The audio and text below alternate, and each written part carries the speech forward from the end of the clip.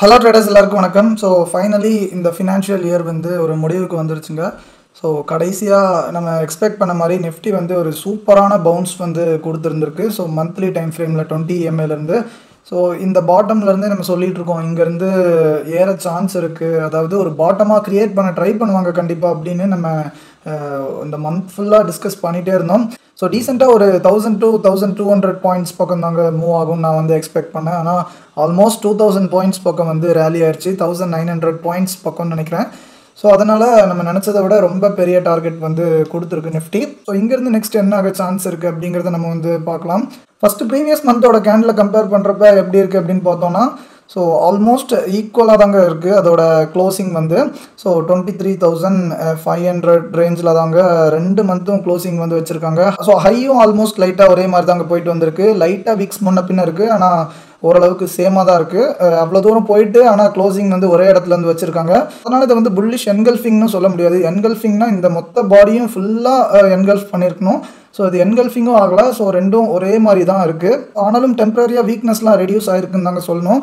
So இனி next எதெல்லாம் பிரச்சனையாக இருக்கலாம் அப்படின்னு நம்ம வந்து டிஸ்கஸ் பண்ணலாம். ஸோ வீடியோ ஃபுல்லாக ஸ்கிப் பண்ணாமல் பாருங்கள். ஸோ இந்த ட்ரெண்ட் லைன் வந்து உங்களுக்கு தெரியும், இதை பிரேக் பண்ணதுக்கப்புறம் தான் சூப்பராக மூவ் ஆயிருக்கு.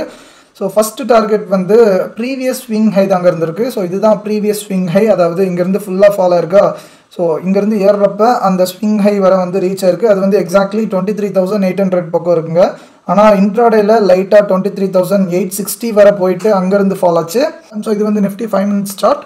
ஸோ அன்றைக்கி அந்த ஃபாலில் ப்ரீவியஸ் ஸ்விங் ஹை கூட எதெல்லாம் கான்ஃப்ளூயன்ஸில் இருந்திருக்குன்னு பாருங்கள். எக்ஸாக்ட்லி இங்கே தான் டெய்லி பிபி வந்து இருந்திருக்கு.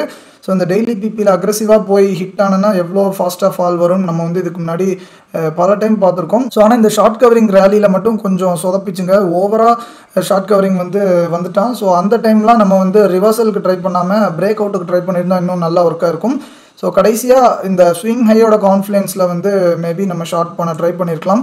ஸோ அருமையான ஃபால் வந்து அங்கேருந்து அங்கே ஸ்டார்ட் ஆச்சு. இந்த ஒரு 2-3 நாள் வீக்னஸை பார்த்துட்டு உடனே பழையபடி ஃபால் வரும் அப்படின்னு பயந்துட்டு இருக்காதீங்க.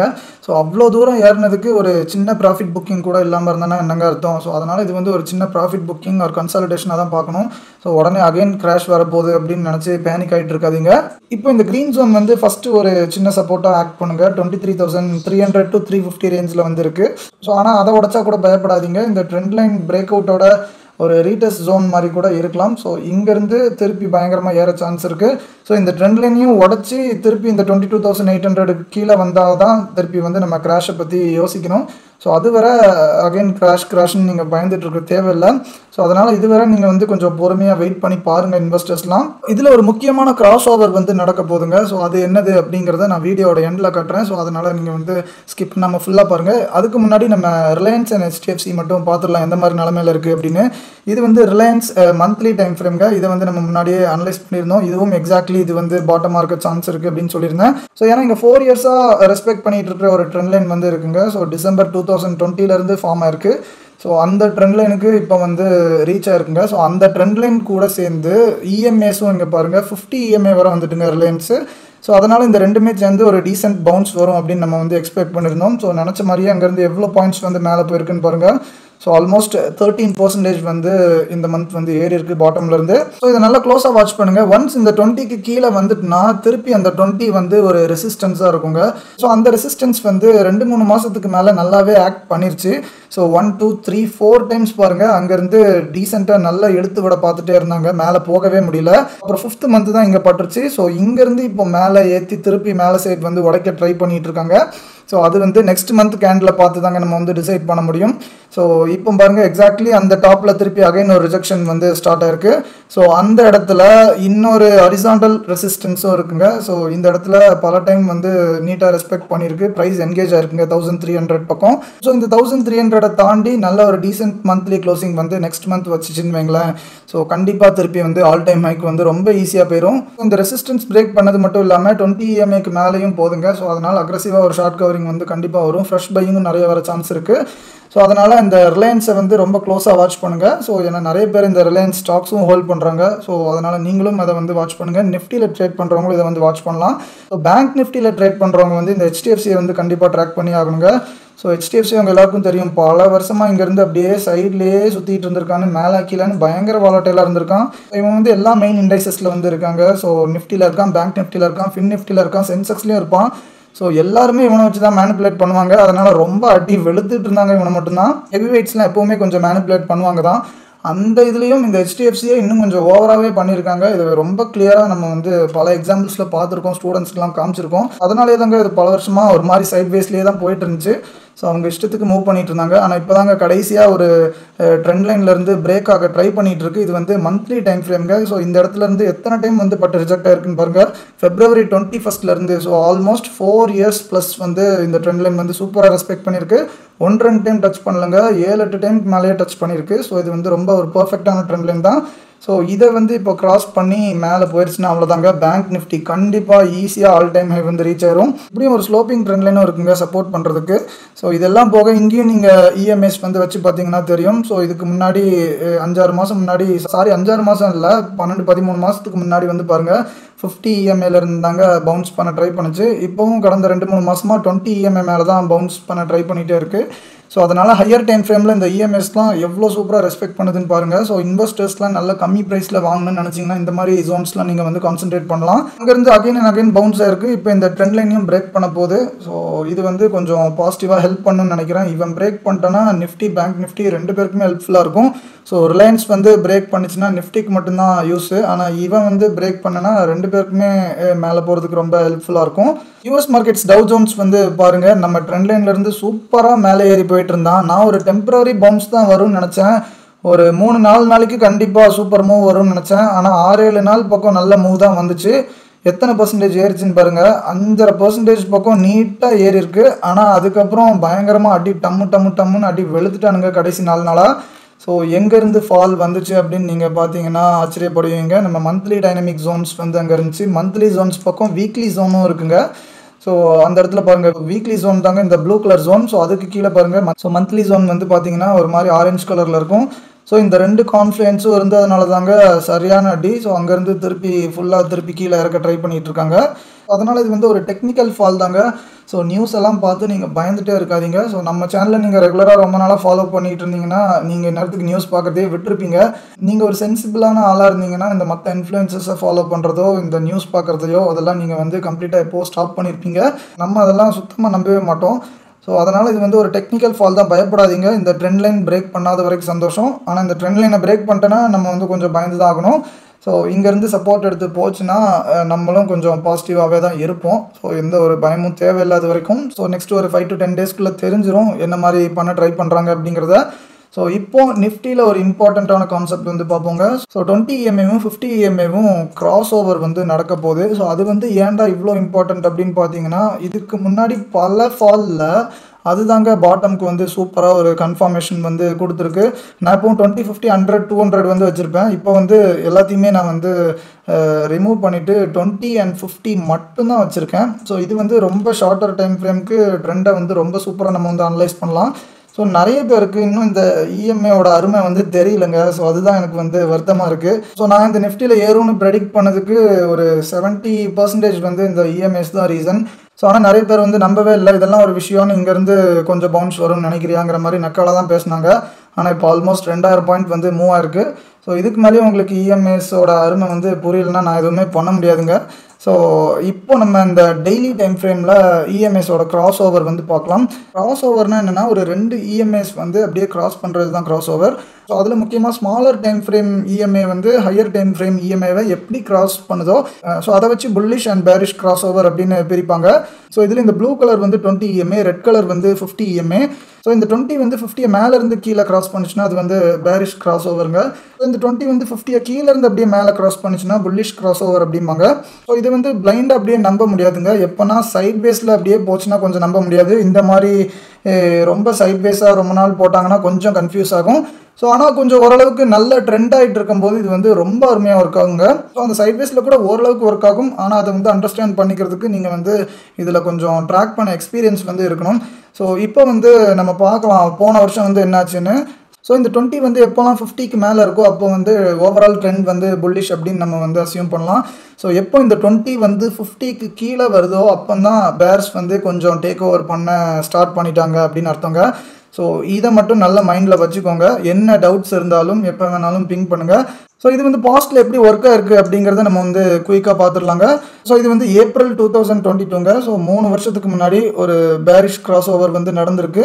ஸோ அதில் ஃபால் ஆனது வந்து அதுக்கப்புறம் எப்போ ஃபுல்லாக ரெக்கவர் ஆயிருக்குன்னு பாருங்கள். இந்த புல்லிஷ் கிராஸ் ஓவர் நடக்கும்போது தாங்க நல்லா அப்புறம் ரெக்கவர் ஆகி கொஞ்சம் ஜம்ப் ஆச்சு. ஸோ அதுக்கப்புறம் திருப்பி இங்கே ஒரு பேரிஷ் கிராஸ் ஓவர் வந்து நடக்க பார்த்துச்சு. ஸோ ஆனால் அந்த பேரிஷ் கிராஸ் ஓவர் நடந்துடக்கூடாதுன்னு எவ்வளோ கஷ்டப்பட்டு ட்ரை பண்ணியிருக்காங்கன்னு பாருங்கள். இந்த இடத்துல பாருங்க அக்டோபர் 2022 பக்கம் இந்த இடத்துல பேரிஷ் கிராஸ் ஓவர் வந்து நடக்க போச்சு. 20 வந்து 50க்கு கீழே அப்படியே போகிற மாதிரி போச்சு. ஆனால் அப்படி போயிடக்கூடாது அப்படிங்கிறதுனால புல்ஸ் வந்து அக்ரெசிவாக ட்ரை பண்ணி தூக்கி டீசெண்டாக 2000 பாயிண்ட் பக்கம் வந்து ஏற்றிட்டாங்க. அதுக்கப்புறம் திருப்பி ஒரு பேரிஷ் கிராஸ் ஓவர் வந்து நடந்திருக்கு.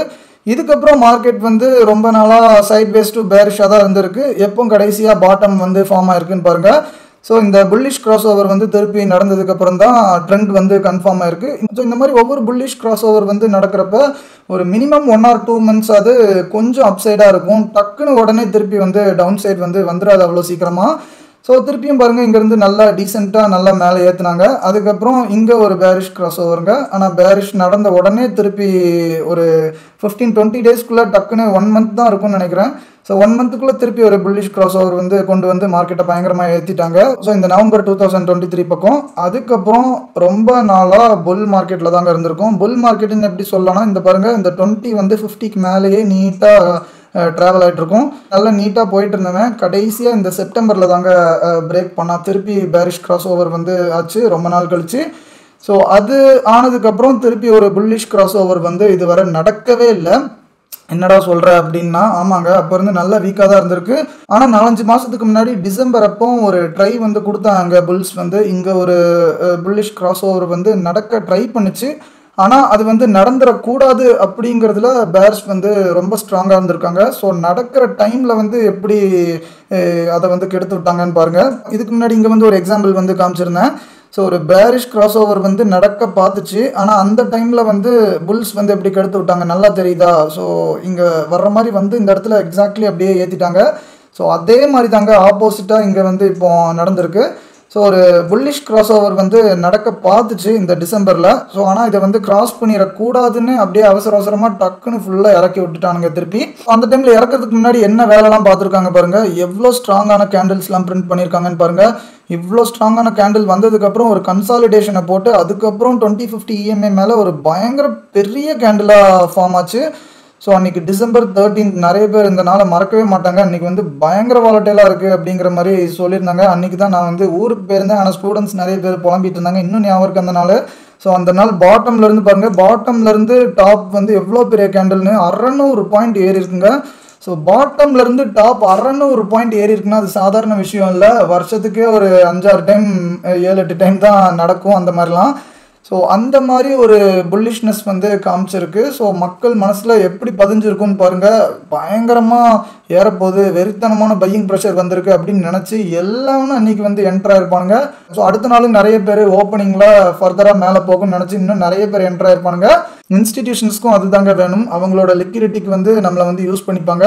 எல்லாரும் இதை பார்த்து அத்தனை பேர் பை சைட் இருந்த உடனே அவனுங்க வந்து மொத்தமாக சூப்பராக அந்த லிக்விடிட்டி யூஸ் பண்ணி செல் பண்ணி விட்டு ஸோ எவ்வளோ பாயிண்ட்ஸ் வந்து அங்கேருந்து இறக்கிட்டாங்கன்னு பாருங்கள். 3000 பாயிண்ட்ஸ் வந்து இறக்கிட்டாங்க. ஸோ இந்த இடத்துல தாங்க எக்ஸாக்ட்லி அந்த கிராஸ் ஓவரும் நடக்க ட்ரை பண்ணிட்டு இருந்துச்சு. ஸோ புல்லிஷ் கிராஸ் ஓவர் வந்து நடந்துடக்கூடாது, நடந்தனா புல்ஸ்க்கு வந்து ஸ்ட்ரென்த் கிடச்சிரும், அப்படியே ஏற்றி கொண்டு போயிடுவாங்க, நம்மளால் அப்புறம் இழுக்க முடியாது கீழே அப்படின்னு தெரிஞ்சு அந்த புல்லிஷ் கிராஸ் ஓவர் நடக்க விடாமல் டக்குன்னு ஃபுல்லாக திருப்பி கீழே இழுத்துட்டாங்க. ஸோ இதெல்லாம் இப்போ எதுக்கு திருப்பி கஷ்டப்பட்டு எக்ஸ்பிளைன் பண்ணிட்டு இருக்கேன்னா, இப்போ 5 மாதம் கழிச்சு இப்போ திருப்பியும் ஒரு ட்ரை வந்து கொடுக்க போகிறாங்க புல்ஸு. ஸோ இவ்வளோ நாள் ஏறினது வந்து மேட்ரு இல்லைங்க. இப்போ இந்த கிராஸ் ஓவர் வந்து நடக்கிறதுக்கு திருப்பியும் பக்கத்தில் வந்துருச்சு. ஸோ அதனால் இந்த கிராஸ் ஓவர் வந்து நடக்குமா இல்லை நடக்காமல் இங்கே ஃபெயிலியர் ஆன மாதிரி இங்கேயும் அப்படியே ஃபெயிலியர் ஆகி போகுதா அப்படின்னு பார்க்கணுங்க. ஸோ அந்த கிராஸ் ஓவர் வந்து நடந்து அட்லீஸ்ட் ஒரு 5-6 நாள் டு ஒரு 10 நாளுக்குள்ளே சஸ்டெயின் ஆயிடுச்சுன்னு வைங்களேன். ஸோ கண்டிப்பாக இன்னும் ஒரு 1 or 2 monthsக்கு ஸ்ட்ரென்த் வந்து கொஞ்சம் இருக்கும். அப்படியே பயங்கரமாக மேலே போகனாலும் அட்லீஸ்ட் ஃபால் ஆகாமல் அப்படியே சைட் பேஸ்லையாவது போக சான்ஸ் இருக்குங்க. ஸோ ஸோ இல்லை இது ஃபெயில் ஆயிடுச்சுன்னா அப்புறம் திருப்பியும் பேர்ஸ்க்கு வந்து பவர் வந்து கிடச்சிரும். அப்படியே திருப்பியும் இந்த ப்ரீவியஸ் ஸ்விங் லோக்கு வந்து ஈஸியாக போயிடுவாங்க. ஸோ அதனால் இந்த இடத்துல என்ன நடக்குது அப்படின்னு நீங்கள் க்ளோஸாக வாட்ச் பண்ணணும். ஸோ நாளைக்கே தெரிஞ்சிடாது, நாளைக்கு தான் கரெக்டாக டச் பண்ணும். ஸோ அதுக்கு அடுத்த நாளும் எப்படி ஃபார்ம் ஆகுது அப்படிங்கிறத நம்ம வந்து கொஞ்சம் க்ளோஸாக ட்ராக் பண்ணணும். ஒரு 1 or 2 weeks அது இந்த இஎம்எஸ் வந்து என்ன பண்ணுது அப்படின்னு நீங்கள் வந்து கொஞ்சம் ட்ராக் பண்ணுங்கள். எனக்கு இந்த கான்செப்ட் முன்னாடியே தெரியும். முன்னாடி ஸ்டாக்ஸ்க்குலாம் பார்த்துருக்கேன், ஸ்டாக்ஸுக்குலாம் பயங்கரமாக ஒர்க் ஆகும். ஸோ ஆனால் நிஃப்டிக்கு நான் இத்தனை நாளாக இஎம்எஸ் வந்து யூஸ் பண்ணுவேன். அந்த கிராஸ் ஓவரை வந்து நான் ரொம்ப அடிக்கடி ஃப்ரீக்வெண்ட்டாக ட்ராக் பண்ணதில்லை. இப்போ தான் போன வாரம் வந்து நான் செக் பண்ணும்போது தான் தெரிஞ்சிச்சு இது வந்து ரொம்ப சூப்பராக ஒர்க் ஆகிருக்கு. அதாவது பாட்டம்ஸ்லாம் ஐடென்டிஃபை பண்ணுற இடத்துலலாம் இது வந்து ரொம்பவே நல்லாவே ஒர்க் ஆகிருக்கு.